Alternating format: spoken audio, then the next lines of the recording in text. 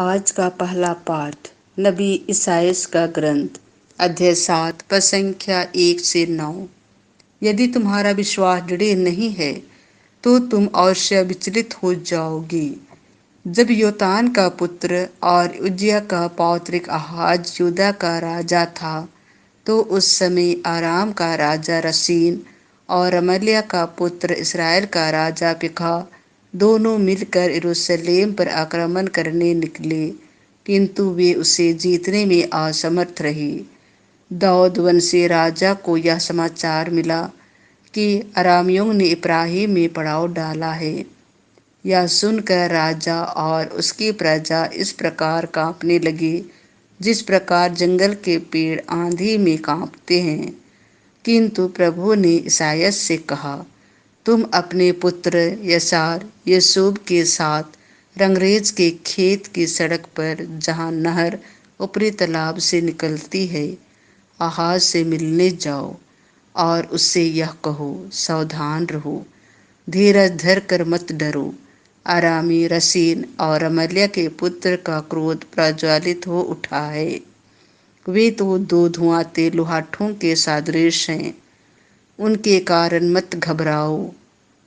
उन्हें यह कहते हुए षड्यंत्र रचने दो, हम यूदा पर चढ़ाई करने जा रहे हैं, हम उसे पछाड़ कर परास्त कर देंगे और वहाँ टावेल के पुत्र को राजा बनाएंगे। प्रभु यीशु यह कहता है, यह नहीं होगा, कभी नहीं होगा। जिस तरह आराम की राजधानी दमिश्क है, दमिश्क का राजा रसीन इब्राहिम की राजधानी समरिया है और समरिया का राजा रमल्याह का पुत्र, उसी तरह 65 वर्ष बाद इब्राहिम कुचल दिया जाएगा और वह राष्ट्र नहीं रह जाएगा।